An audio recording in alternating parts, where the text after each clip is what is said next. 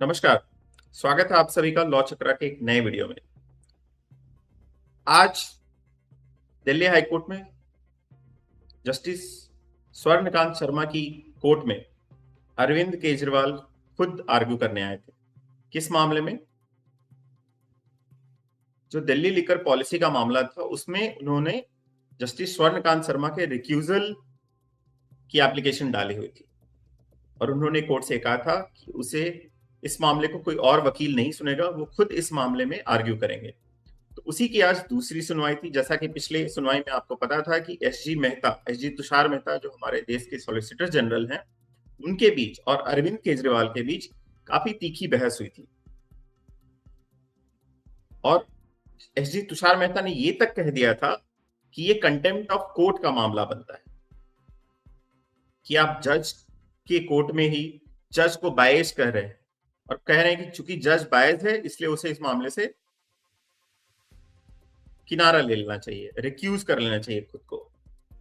इसी मामले की आज दूसरी सुनवाई थी और आज भी अरविंद केजरीवाल ने काफी लंबा बहस किया है। उन्होंने टोटल 10 पॉइंट्स रखे हैं जिसको आधार बनाकर उन्होंने जस्टिस स्वर्णकांत शर्मा से ये मांग की है कि प्लीज आप इस केस से रिक्यूज कर जाइए, क्योंकि मुझे इससे आपके बायस होने की बदबू आती है। यही आज पूरा मामला हुआ और इसी के बारे में समझते हैं कि क्या उन्होंने कैसे आर्ग्यू किया, किन 10 मामलों को उन्होंने कोर्ट के सामने रखा और मामला क्या हुआ कोर्ट में। तो आइए हम स्टार्ट करते हैं जो भी मामला हुआ है। तो जैसा कि आप सभी स्क्रीन पर देख सकते हैं कि जो ट्विटर जो हमने लाइव ट्वीट किया था आपने जब ये लाइव हियरिंग चल रही थी, तो उसी को हम अपने अभी दर्शकों के साथ समझेंगे कि क्या हुआ है कोर्ट में और कैसे अरविंद केजरीवाल ने इस पूरे मामले को रखा है आज कोर्ट में।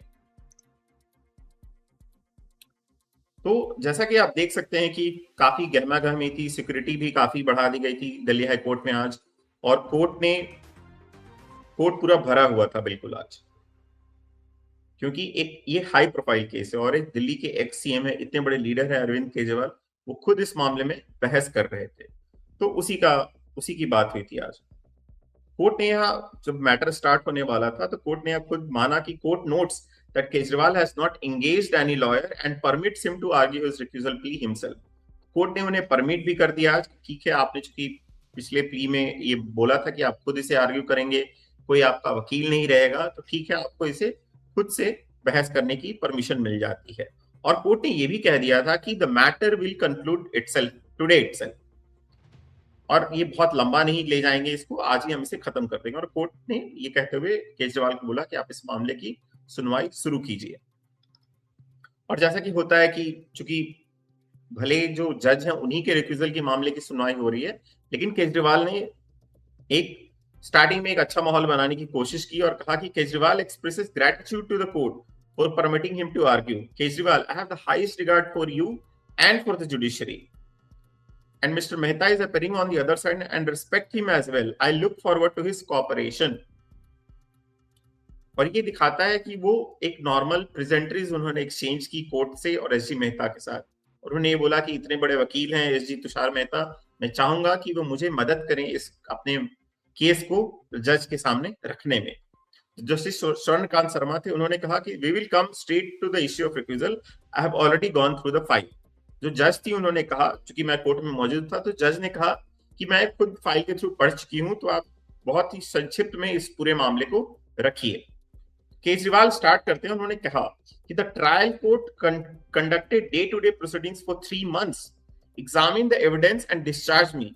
The court observed that the entire case was premeditated and that we are being framed. The CBI has filed a revision petition. और कोर्ट ने ये माना कि जो पूरा जो मामला था प्री मेडिटेटेड था, केजरीवाल ऐसा कह रहे हैं, and that we are being framed, और जो पूरा जो हम हैं यानी कि सत्येंद्र जैन हैं, मनीष सिसोदिया हैं, अरविंद केजरीवाल हैं और आपके कुछ लीडर्स हैं, वो फ्रेम किए जा रहे हैं। तो इस पे सीबीआई ने एक रिवीजन पिटीशन फाइल की थी। केजरीवाल आगे कहते हैं कि the matter was first heard in this court on March 9। Apart from the CBI no other party was present.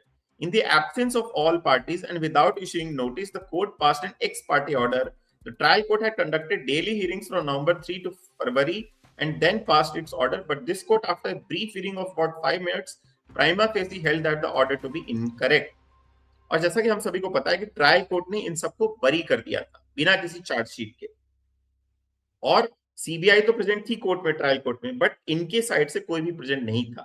तो वही ये कह रहे हैं कि in the absence of all parties and without issuing notice the court passed an ex parte order. The trial court had conducted daily hearings from November 3 to February and then passed its order, but this court after a brief hearing of about 5 minutes prima facie held that order to be incorrect।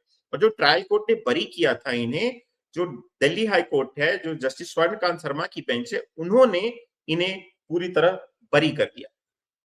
जो इनका order था trial court का, उसे incorrect बताया है। तो ये जो केजरीवाल है वो इसे चैलेंज कर रहे हैं। केजरीवाल आगे कहते हैं कि when this order was passed, ये उनका पहला पॉइंट है। केजरीवाल आगे कहते हैं कि when this order was passed I was deeply shaken. I began to question whether the court was biased and whether I would receive justice here.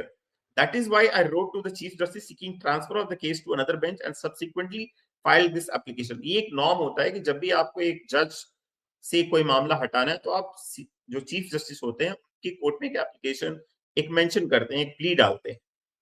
और ये उन्होंने बताया कि जब उन्होंने ऑर्डर पढ़ा तो उनका ये कहना है कि 5 मिनट के अंदर ही जो ट्रायल कोर्ट का बरी करने वाला ऑर्डर था उसे उल्टा कर दिया जस्टिस स्वर्णकांत शर्मा की बेंच ने। और इसीलिए उन्होंने एक एप्लीकेशन फाइल की थी CJ chief justice of Delhi high court कि इस जज को रिक्यूज करना चाहिए, ट्रांसफर करने के लिए इस मैटर को। और फिर finally he is in this court to recuse कि भाई आप इस केस से वापस हो जाएं। केजरीवाल आगे कहते हैं the basic principles governing recusal have been laid down in a Supreme Court judgment, it then refers to the judgment. और वो सुप्रीम कोर्ट के कई जजमेंट हैं कि जज को किस मामले में कैसे रिक्यूज करना चाहिए, जो प्रिंसिपल्स क्या होने चाहिए किसी मामले से रिक्यूज करने के, वो केजरीवाल यहाँ पे पढ़ते हैं। केजरीवाल आगे कहते हैं in Satyendra Jain case the matter had already been heard for 18 hours over 6 days and the ED had raised to no apprehensions until then. On the final date, a sudden apprehension was expressed and the matter was transferred, after which this court delivered a judgment in favor of ED. There are several similarities between that case and mine. The issue is not the judge's integrity, but the apprehension in the mind of a party. In that instance, this court relied on a Supreme Court judgment. तो जैसा कि सत्येंद्र जैन का मामला था, ED का application था, 18 घंटे तक, 6 दिनों तक बहस हुई थी, कोर्ट ने सुना था और कोई अप्रेहेंशन नहीं था। और ईडी ने सडनली एक दिन अप्रेहेंशन आके रखा कि इस बेंच से ये मैटर हटा लेना चाहिए। तो फिर केजरीवाल कहते हैं and that matter was transferred after which the court delivered a judgment in favour of ED. और जैसे ही वो मामला किसी और जज के पास गया तो जो ईडी के फेवर में वो जजमेंट आ गया था। तो उसी मामले को एक आधार बनाकर केजरीवाल यहाँ पे कह रहे हैं क्योंकि मेरा मामला भी सिमिलर है, सुप्रीम कोर्ट के जजमेंट को मैं भी आधार बना रहा हूं, तो मुझे भी आप रिक्यूजल इस केस में दे दीजिए। केजरीवाल आगे कहते हैं कि कानून सीधा है, सवाल ये है कि क्या मेरे मन में ये वास्तविक, गंभीर और उचित आशंका है कि इस याचिका की निष्पक्ष सुनवाई नहीं होगी। मैं अपने 10 आधार रख रहा हूं, 10 आधार, 10 पॉइंट्स रख रहा हूं, यही है। और इन्होंने यही कहा कि ये पूरा मुझे जज की इंटीग्रिटी पे सवाल नहीं है, मुझे बस एप्रीहेंशन है अपने जज की अपने दिमाग में कि जज क्या मुझे निष्पक्ष होकर इस मामले में फैसला सुना सकता है। और सुप्रीम कोर्ट की जजमेंट में भी यही आधार था कि पार्टी को अगर एप्रीहेंशन हो जाता है तो रिक्यूजल का मामला बन सकता है, ऐसा केजरीवाल कह रहे हैं। और जैसा कि आप देख सकते हैं कि यहाँ पे जस्टिस स्वर्णकांत शर्मा की बेंच है और केजरीवाल यहाँ पे बहस कर रहे हैं और तुषार मेहता बगल में खड़े हैं। केजरीवाल ने फिर एक कनक लता केस में सुप्रीम कोर्ट ने कहा था कि पहले की गई सख्त टिप्पणियां एक उचित आशंका पैदा कर सकती हैं। मैं एक और जजमेंट पर भी कई मामले उन्होंने उठाए कि जहां पे भी आशंका हो जाती है पार्टी को कि जज निष्पक्ष नहीं है, वहां पे रिक्यूजल का मामला पूरी की पूरी तरह बनता है। फिर केजरीवाल आगे कहते हैं इस कोर्ट के सामने पहले भी 5 मैटर्स आ चुके हैं, मेरा अरेस्ट वाला केस और संजय सिंह, के कविता और अमन धल की बेल एप्लीकेशन, सब में कोर्ट ने जो टिप्पणियां दी हैं वो अपने आप में फैसलों जैसी हैं। फिर केजरीवाल आगे कहते हैं कि कोर्ट को उन कारणों पर अंतिम फैसला देने की जरूरत नहीं थी, फिर भी लगता है कि सिर्फ 2 सुनवाइयों में ही कई मुद्दों पर अंतिम निष्कर्ष दे दिया गया, 2 हियरिंग्स में ही फाइनल जजमेंट सुना दिया गया। Kejriwal refers to Justice Sharma's judgment where she upheld his arrest in excise policy case. It was decided and a judgment given that the amount was used by AAP in the Goa election. और जैसा कि हमको पता है कि यहाँ पे money trail की बात आई थी गोवा इलेक्शन को लेके, पैसों को लेके, और जस्टिस स्वर्णकांत शर्मा की बेंच ने बोला था कि मनी ट्रेल का मामला तो पूरी की पूरी तरह दिखता है, वही केजरीवाल यहाँ पे उठा रहे हैं। केजरीवाल आगे कहते हैं कि ईडी और सीबीआई ने अप्रूवर्स के साथ जिस तरह से डील की, पहले गिरफ्तारी, फिर बार्गेनिंग और उसके बाद नाम लेना, उस पर भी आपकी फाइंडिंग्स आ चुकी हैं। अप्रूवर के स्टेटमेंट्स पर फाइनल निष्कर्ष दे दिए गए थे। मुझे लगभग दोषी और भ्रष्ट करार दे दिया गया। वो ये कह रहे हैं कि क्यों उन्हें शॉक हुआ था और डिप्रेशन में क्यों चले गए थे वो जस्टिस स्वर्णकांत शर्मा की ऑर्डर को सुन के। जस्टिस स्वर्णकांत शर्मा बोलते हैं I don't want to comment on that, और बिल्कुल जज ने जब एक ऑर्डर अपने यहाँ दे दिया है तो उस पर कमेंट करना नहीं चाहते हैं। That's why she is saying कि I don't want to comment on that. Arvind Kejriwal, the trial court has observed that there was no corruption, no kickbacks, and no bribery. It also noted that no money was routed to Gowa. As for your findings on the lease recovery, the trial court has specifically recorded that. और आपके order की against जो trial court का order है वो एक साफ कहता है कि कोई करप्शन नहीं हुआ, कोई मनी ट्रेल नहीं है, कुछ भी नहीं, अलीज रिकवरी भी नहीं हो रही है। तो फिर आपने ये कैसे दे दिया कि एक हाँ एक मनी ट्रेल है, और आप आम आदमी पार्टी के लीडर्स हैं अरविंद केजरीवाल और एक दो और, वो एक भ्रष्ट है। जस्टिस शर्मा यहाँ पे कहती हैं कि what exactly is your submission, because already held that trial court view to be incorrect. वही बात है कि ट्रायल कोर्ट के फैसले को इन्होंने पलट दिया था। मैं भी और पॉइंट्स रख रहा हूं। जस्टिस शर्मा, आपने 3 पॉइंट्स दे दिए, आपको नहीं पता कोर्ट कैसे चलता है, मैं कोर्ट अपने हिसाब से चलाऊंगी। जस्टिस स्वर्णकांत शर्मा ने यहाँ क्लियरली कहा कि यहाँ पे थोड़ी बहस हो गई थी केजरीवाल और जस्टिस स्वर्णकांत शर्मा के बीच में। केजरीवाल ने कहा कि उन्होंने तो अभी तक एक ही पॉइंट रखा है, बट जस्टिस स्वर्णकांत शर्मा यहाँ पे कहते हैं कि नहीं, आपने 3 पॉइंट रख दिए हैं, और आपको चूंकि आप एक लॉयर नहीं है तो आपको आइडिया नहीं है कि कोर्ट में कैसे बहस किया जाता है, और आपको नहीं पता कि कोर्ट कैसे चलता है, और चूंकि ये मेरा कोर्ट है तो मैं ही इसे चलाऊंगी। Justice Swarnakant Sharma कहती हैं, at the time I passed my decision, the trial court had not delivered its order. We will examine that order once it is decided. Today we are only hearing on the issue of recusal. तो ये जो आप पुरानी बातें उठा रहे हैं वो मत उठाइए और बस रिक्यूजल पे आते हैं कि why I should not hear this matter. Justice Sharma, आपका आर्गुमेंट क्या है? ट्रायल कोर्ट ने बाद में सुना है, मैं अभी सिर्फ आपको सुन रही हूँ, मैं केवल रिक्यूजल पर ही सुन रही हूँ। अब तक आपने ठीक तरह से अपने आर्गुमेंट्स रखे हैं। जब मैंने ऑर्डर दिया था उस वक्त उनका फैसला नहीं आया था, उस फैसले को बाद में परखा जाएगा। आज हम सिर्फ आपके 10 पॉइंट पर ध्यान देंगे। उन्होंने फिर क्लियर किया कि ट्रायल कोर्ट के ऑर्डर का ये मामला ही नहीं बन रहा, तो don't discuss that, we just focus on the recusal. Kejriwal कहते हैं, और रिक्यूजल किस केस क्या है यहाँ पे कि जो ट्रायल कोर्ट का ऑर्डर है वो चैलेंज किया गया है इसेंशियली, तो फिर उसी को रिक्यूज करने के लिए केजरीवाल ने यहाँ पे मामला पूरा रखा है। केजरीवाल फिर आगे कहते हैं कि the trial court held that the approver statements were completely unreliable and observe that the CBI's conduct appeared aimed at supporting a premeditated narrative. It discharged me with findings that were entirely contrary. Now coming to Manish Sisodiya case, this was a PMLA matter. There too it seemed as though a near final judgment had been delivered by your court, my lord. और ये बार बार यहाँ पे कह रहे हैं कि by your court, आपने ये कहा कि ट्रायल कोर्ट ने तो चूंकि अप्रूवर के पूरे मामले को अनरिलायबल और प्रीमेडिटेटेड बना दिया था, लेकिन आपने और डिस्चार्ज भी कर दिया था, लेकिन आपका जो ऑर्डर था वो पूरे ट्रायल कोर्ट के मामले को ही पलट के रख देता है। और इसीलिए आपका जो पीएमएलए का मैटर भी है जिसमें मनीष सिसोदिया का केस था, उसमें भी एक आपने नियर फाइनल जजमेंट दे दिया था ट्रायल कोर्ट के ऑर्डर के अगेंस्ट। अरविंद केजरीवाल फिर कहते हैं कि he was effectively declared guilty, which was not required. In one paragraph, it was observed that all of them were corrupt. It felt as though we were not just labeled corrupt, but virtually branded as extremely corrupt. पूरी की पूरी आपकी जो leadership थी उसे ही पूरा corrupt बना दिया गया।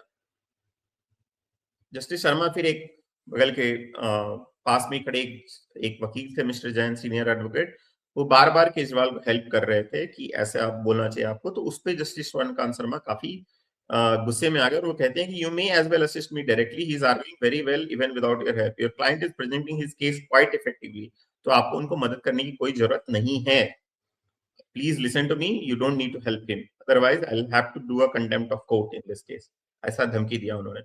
फिर केजरीवाल कहते हैं in that case there was only 3 hearings, yet a conclusion was reached that Manish Sisodia is highly corrupt The Supreme Court later set aside that case. SG, it was not set aside. Kejriwal, the trial court found Manish Sisodia completely innocent. This shows that the court is firmly guided by the facts. The question now is whether at this stage this court can change its approach.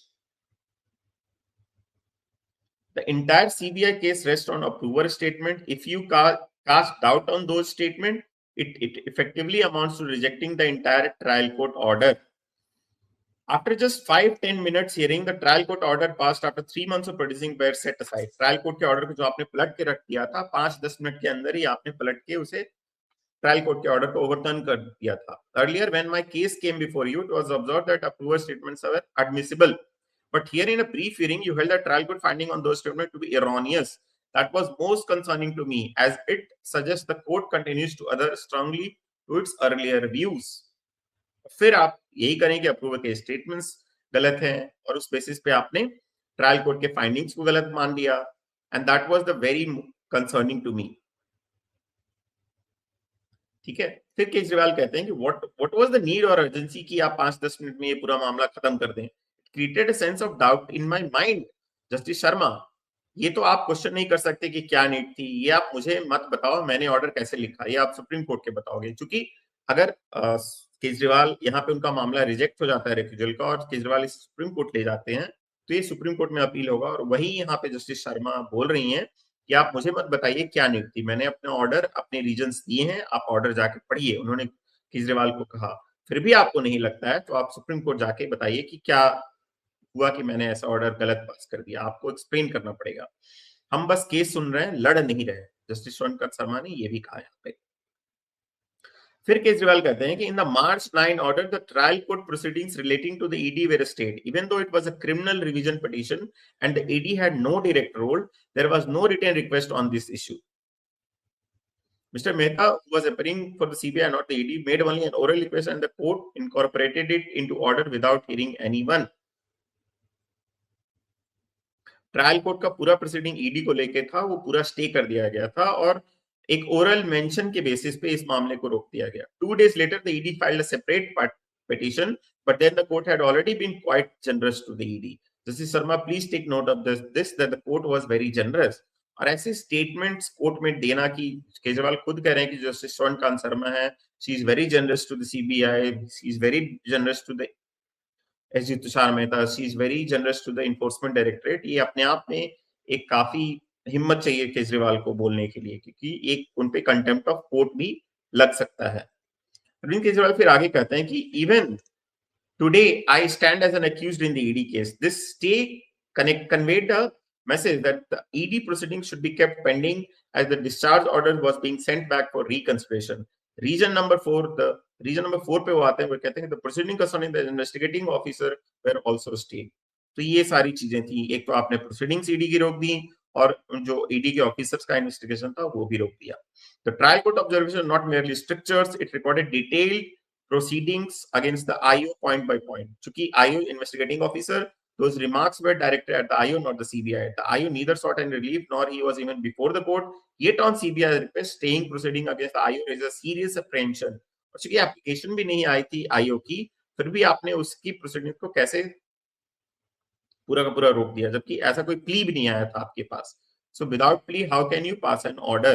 These all things raise a question in my mind that आप एक bias judgment मेरे case में भी देंगी और मुझे यहाँ पे न्याय नहीं मिलेगा. फिर वो कहते हैं कि there is an order of Supreme Court that says that no order of the discharge should be stayed except in exceptional circumstances. हमें बिना सुने the order was partly stayed. In my view, this is violation of Supreme Court order. So it appears that most of the trial court order is mostly neutralized by March 9 order.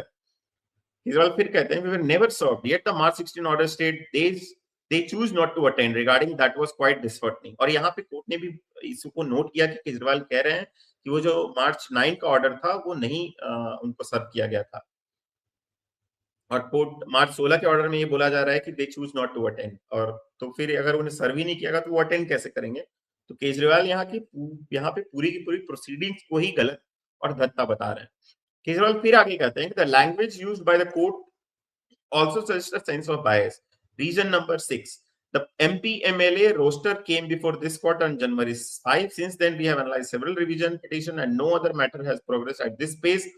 These two cases involve the most prominent political opponent. Justice Sharma, are you insinuating political bias? वे कहते हैं कि जो MP MLA का जो roster का था, जो इस कोर्ट के सामने आया था, since then we have analyzed several revision petition, no other matter was progress at this pace. These two cases involve the most prominent. इसको जल्दी-जल्दी सुना गया और जल्दी-जल्दी हमारे अगेंस्ट ऑर्डर पास किया गया। किसी और केस को इतना जल्दी नहीं सुना गया। तो फिर जस्टिस शर्मा उनसे डायरेक्टली पूछती हैं कि आपको क्या लग रहा है कि ये पॉलिटिकल बायस के तहत मैं काम कर रही हूँ? अरविंद केजरीवाल कहते हैं कि in one case 3 months time was granted in a single hearing and another 6 months were given. Reason number 7 और ये उन्होंने रीजन नंबर 6 खत्म कर दिया। रीजन नंबर 7 पे वो कहते हैं कि the manner in which our right to file replies was curtailed. When has it been closed yet? Kejriwal refers to one case where he says that the court gave 3 months time. Kejriwal, our right to reply was closed. अभी कहाँ कोई right close हुई है madam? 10 अप्रैल का time दिया था। हाँ, तो नहीं फाइल करोगे तो क्लोज होगा ही। 10 अप्रैल का टाइम दिया गया, फाइल नहीं किया तो इन्होंने क्लोज कर दिया। तो जस्टिस शर्मा यहाँ पे खुद को डिफेंड कर रही हैं। जस्टिस शर्मा लिखते हैं, I will write that you are visiting the student, don't stare at me. I think इन्होंने यहाँ पे एक दूसरे लॉयर को बोला जो कि बार-बार कोर्ट के बीच में बोल रहा था, तो उन्होंने कहा कि you are trying to vitiate the proceedings of the court and please don't stare at me. Kejriwal अपना सबमिशन आगे रखते हुए, so far 5 earlier orders have been passed. A pattern seems to be emerging where every argument of the ED and CBI is being endorsed by the court.